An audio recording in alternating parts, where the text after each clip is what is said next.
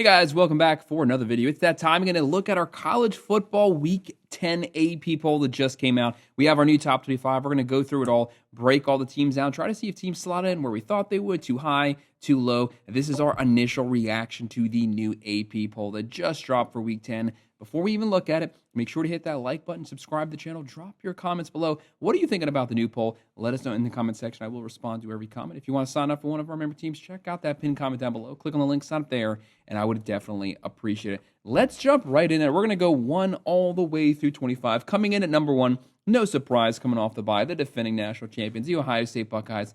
54 first-place votes. Their votes are slowly starting to get whittled away. They are 7-0. Undefeated. Pretty sure they have Penn State this coming weekend. Coming in at number 2, the Indiana Hoosiers. I think last week they had 5 or 6 first-place votes. That's up to 11 right now. They are 8-0, undefeated, setting up perfectly for them to be potentially facing the Buckeyes in the Big Ten Championship. If they stay undefeated, that'd be number 1 versus number 2 in the conference championship. That'd be an awesome thing. Indiana coming off of a complete thrashing of the Bruins, 56-6. Bruins were coming in there with a lot of hype. Skipper Neuheisel, they had a lot of praise here. The offense was rolling. Nico looked good. Indiana brought him back down to earth. Fernando Mendoza continues to make a very strong case why he could potentially be the Heisman frontrunner. 3 more touchdowns. Hemby was running on the ground. Williams Jr., Surratt, talented wide receiver core. All Curt Cignetti does is one. It's the Fighting Cignettis here. He's built this team through the transfer portal in just 1 or 2 seasons, and now they are a legit title contender. Fun story to watch. Coming in at number 3, Texas A&M Aggies. We have no movement in the top 6 right now. The Aggies, they got 1 first-place vote. They took 1 from the Buckeyes that are 8-0 undefeated, the highest-ranked team in the SEC, coming off of a solid win versus number 20 LSU, completely beating the crap out of them, owning the second half of the game. They had 35 second-half points, only gave up 7 in the second half, and that was in garbage time. Reed, great game running. He had 108 yards on the ground, 202 through the air, 4 total touchdowns. Talented wide receiver core. Craver, Conception, a lot of weapons on this team. Mike Elko team, you know they're going to be disciplined, they're going to be physical, and they're getting hot at the right time, second half of the season leading up to the conference championship. Coming in at number 4, Alabama, 7-1, coming off of a very, very close win. Outside of that fumble, Bama could have definitely lost this game. You know, some might say, why are they 4? If that was any other brand, they would have been dropped there. I would agree with that. It's just no one else behind them really did anything either. So there was no one to supplant them here at the number 4 spot. Alabama right now, 7-1. Ty Simpson also, just like Mendoza, making a very strong Heisman case right now. I'm pretty sure he still only has 1 interception. They still have to work on the ground game. Very disappointing run game, but the passing game is working wonders right now. Talented wide receiver core, Bernard, Ryan Williams. The defense is playing better. They had a very close game here up to the very end of the game. South Carolina played them close last year, almost upset them last year. They were upset-minded here. Don't forget, South Carolina, top 15 team when the season started. A lot of talent on the team. Hasn't quite translated on the field this season. Alabama remained, though. They continued that momentum, and they continue to roll hot right now. Coming in at 5, the Georgia Bulldogs, 6-1. They were on the bye. Coming in at number 6, you had the Oregon Ducks, 7-1. They didn't move up. They didn't move down. Very close win here versus the Wisconsin Badgers. They won it 21-7. But let's call it like it is. If you didn't see that game, it was stormy, awful conditions. Oregon was forced to just line up and get physical at the line of scrimmage, run it down your throat, play old school, hard-nosed football. It was something to see here. They showed that they were able to do that. This is Dan Lanning's team. They're talented, top 10 overall roster. They're built at the line of scrimmage from the middle out. Talented. They can line up with anyone, and they can compete with you in the trenches. It was a trench warfare game. Actually, Wisconsin doesn't have too bad of a rush defense. They were not able to slow down the Ducks. The Ducks adapted. They could not go high-flying play calling this game because the conditions just weren't warning it. The rain was too thick. The ground was too muddy. So they just lined up, and they got dirty. They won it. Very good, strong Big Ten win. Coming in at 7, Ole Miss, 7-1, moving up 1 spot. Now we're starting to get some movement. Top 6 teams did not move at all. Right now, Ole Miss coming off of that convincing win versus number 13, the Oklahoma Sooners last week. They won that 34-26. We called them to win it. We called them to pull off the upset. They did do that. Shamless right now.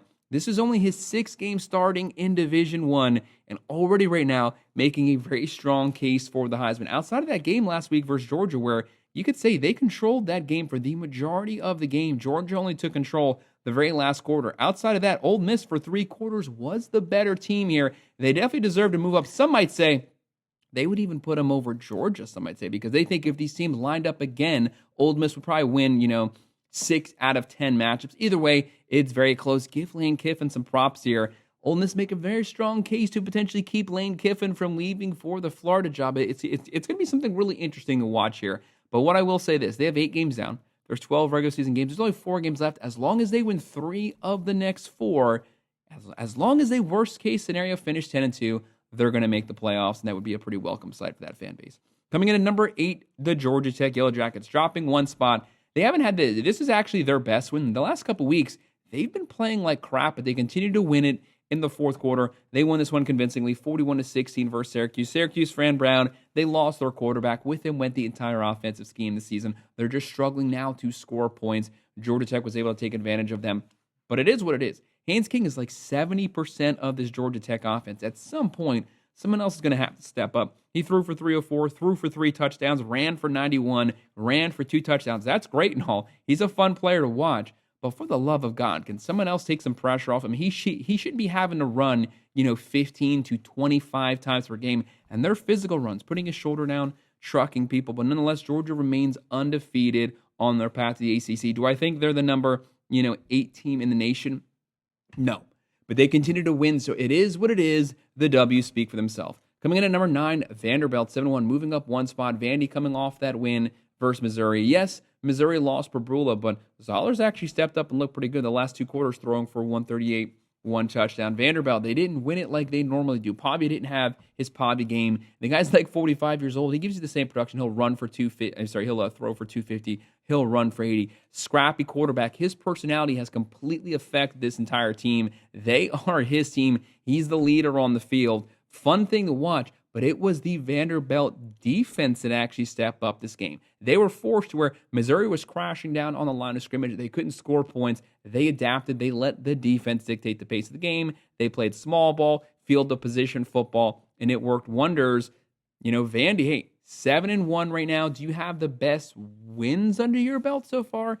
Maybe not, but you're in the SEC. As long as you go 10-2, probably going to get in. We got to make sure that you finish very strong this season. But great story to watch. Props to Vanderbilt fans. Coming in at number 10, BYU 8-0 undefeated, moving up 1 spot, coming off a win versus Iowa State. They won that one 41-27. They lost Retzlaff right before the season started. Bachmeier comes in. This team hasn't looked back. It's the BYU run game. This is a really physical team. Line of scrimmage football team. They play good defense. They run the ball well. Are they the number 11 team nationally? I don't think so, but they come out of one of the Power Fours. They're looking good right now. Can't wait to see them potentially be playing Texas Tech. Number 11, moving down 1 spot, surprisingly, 6-1, the Miami Hurricanes, coming off of a 42-7 win versus Stanford. If you just looked at that final score, it looks like a beatdown, but Miami scored right before halftime. They went in the half 7-7. Not a good look first half, but they completely controlled the second half. They got back to Miami football, controlling the line of scrimmage, controlling the game clock, controlling time of possession, just running right down people's throat. That's the type of game that Carson Beck wants to do. He was able to open up the play action. They were able to open up RPO. They were running the ball well. He was able to hit the targets. How about Malachi Toney, one of the most electrifying players in all of college football right now? But dominating performance from the Miami defense, getting back, making up for that Louisville game. They got after it. Ruben Bain, they were sacking tackles for a loss, just causing quarterback pressures. Right now, this is a team that was, top 5 for a while right now. If they continue to win, they have SMU coming up. That's a big game. They still have a shot to make the ACC championship. And Miami and BYU were actually both tied there. So they're 10/11 for both of them. Coming in at 12, you have the Notre Dame Fighting Irish 5-2. Coming off the bye here, Notre Dame, everything's in front of them. They got through the hard part of their schedule. USC was their last ranked game. Everything on paper should be smooth sailing. If they win out, they're in. Coming in at 13, Texas Tech, 7-1. They moved up 1 spot. Dominating win here versus Oklahoma State. A complete shutout. Hard to shut a team out. They won 42-0. They didn't have Morton last week, so I somewhat give them a little bit of a pass for dropping that game last week. Close loss to Arizona State. The offense showed up this game. The running game showed up. This is a team. This is a line of scrimmage team. Top 3 in the nation in rush defense. Who would have ever thought the Red Raiders were a line of scrimmage, defensive line, offensive line football team? But that's what they are this season, and they have a really good offense. And our next one at 14, the Tennessee Volunteers, 6-2, moving up 3 spots. Another shootout. Every single Tennessee game is a complete shootout. They're giving up 30-something points a game. Thankfully for them, they're averaging like 45 a game. They won versus Kentucky 56-34. They gave up 34 points to the Kentucky Wildcats. Probably the most they've scored the whole season. Aguilar, Thomas, Brazel. There's so many weapons on this team. Josh Heupel, one of the best offensive minds in college football. I just want to see them play some defense. Do something. It's great that you can outscore teams. Price should have won the Georgia game, and you'd only have one loss right now. Tennessee, though, just with that offense, just like the USC Trojans, the offense is so good, they have a puncher shot in any one of these games. And look, they're number 14. They're just outside the final 12, so everything is still in front of them as long as they win out to make the playoffs back-to-back seasons. Coming in at 15, the Virginia Cavaliers. Virginia won another very close, sloppy game. They beat North Carolina 17-6. They kept Bill Belichick from winning his first ACC game. Whether you like him or not, that's awesome. Bill Belichick, he's kind of a dick. So they kept him from being able to get his first ACC win. Just good stuff. Not the best performance there from Morris. Sloppy play, not able to run the ball, not able to throw the ball. The UNC defense actually played really good. Virginia probably has another loss coming up on their schedule at some point this season. They've been able to avoid it the last couple weeks, but the games are getting closer and closer and closer. When you flirt with disaster that much, at some point it's going to catch you and you're going to end up dropping one. Coming in at number 16, the Louisville Cardinals, 6-1, moving up 3 spots. Solid team here. They beat Miami. That's a top 10 win. Louisville right now, they won versus Boston College 38-24. How about Isaac Brown? Back-to-back since he's fully healthy right now. Ran for 208 this past week after running for over 100 versus Miami. They have Bell. They have Miller Moss. They have a veteran team. Jeff Brown, one of the best offensive minds in college football because he adapts his play style to whatever the talent is on his roster. Louisville continues to roll here, guys. There's a lot of teams for the ACC that only have 1 or no losses in the conference still. So once we get to the end of the season, if that's still going to be the case, who is going to be playing in the ACC championship? It's completely unknown right now. Coming in at number 17, the Cincinnati Bearcats. 7-1. They jumped up 4 spots. They are just running roughshod through the Big 12 right now. They're running the ball. They're throwing the ball. Sorsby, they're playing really good defense. They won versus Baylor 41-20, and Baylor had one of the best offenses in the nation. Robertson had a great game. The cornerbacks, the wide receiver core, just all around the Cincinnati Bearcats. Keep your eye on them. Big 12 has a couple really solid teams at the top. Coming in at number 18, dropping 5 spots, the Oklahoma Sooners, 6-2. It's pretty safe to say that John Mateer probably still not healthy right now. That Oklahoma vaunted defense, top 5 defense in the nation, not able to shut down the Ole Miss Rebels. Like I said earlier, we picked the Rebels to win. We weren't surprised there, but this Oklahoma team, the offensive line, starting to revert back to where they were last year. There's no playmakers at the running back position, the wide receiver core. John Mateer needs some help. He's not fully healthy right now. He can't carry this team on his back solely by himself. The offense has to step up as a whole. The defense is good. Yes, they gave up some points this game, but the offense has to get some movement. And they're 1 loss from probably getting bumped out of the top 25. Second most difficult schedule in the country to me, next to the Florida Gators. Number 19, Missouri, dropping 4 spots, 6-2. Don't forget, Pabrula left the field in a boot. It's not a good sign. If they don't have him for the rest of the season, that could really set this team back. They have a very tough game coming up this weekend. If they drop that, they could also find themselves out of the top 25. Moving up 2 spots, number 20, the Texas Longhorns, 6-2. Texas, just like Virginia, flirting with disaster every single week. The offense still doesn't look right. Yes, they finally scored some points here, but that Texas defense, top 10 defense, they were gashed by the Bulldogs. Very difficult couple games coming up for the Longhorns here. Steve Sarkisian, Arch Manning, 3rd year with this team in this scheme, in the system, should look a whole lot better. Yes, they had a decent game here, but it's actually the backup that threw the final touchdown for the Longhorns to win it. They went into overtime last week versus Kentucky. They went in again versus Mississippi State. This is 2 teams that are 500 or below in the SEC. Not a good look. If you keep playing like that, you're flirting with disaster. You already have 2 losses. 1 more loss might get you booted out the top 25, and you definitely won't be making the playoffs. Coming in at 21, the Michigan Wolverines. The Michigan won versus Michigan State 31-20. They were able to do what they want to do.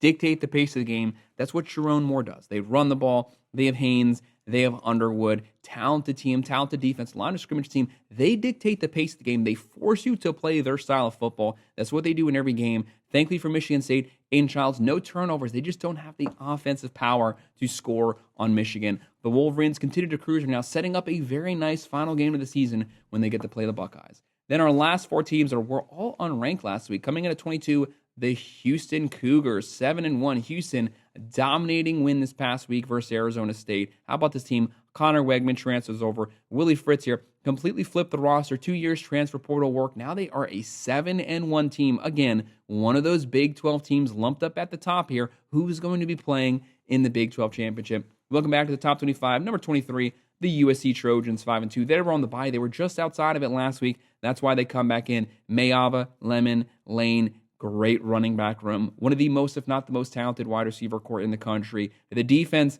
they've had some ups this season. They've had some downs. They are better than where they were 2 years ago. But it's the offense, top 5 in the nation. When you can score like that, you can beat anyone on a good day. Coming in at 24, Utah, also just outside of the top 25 last week, 6-2. Devin Dampier throwing the ball, running the ball. Kyle Whittingham, second longest tenured coach in the country. They have a great defense. They have a top 5 national offensive line, according to the experts. Physical team here, line of scrimmage football team. No one wants to play Utah, especially at Utah. Very difficult place for the road team. Coming in at 25, the Memphis Tigers. How about them? They beat the USF Bulls. Now they're probably the front runner right now for the group of 5. But guys, we don't know what's going to happen there. There's still a lot of season left over. There's a lot of pretty good group of 5 teams. They're slugging it out, all competing to be the highest ranked group of 5 champion. But they're back in the top 25 after falling out last week. But guys, that's our breakdown. That's our recap and reaction to the new AP poll that just came out for week 10. Make sure to hit that like button, subscribe to the channel, drop your comments below. What do you think about the new poll that just came out? If you want to sign up for one of our member teams, check out that pinned comment below. Click on the link, sign up there. I would definitely appreciate it. As always, thank you for watching.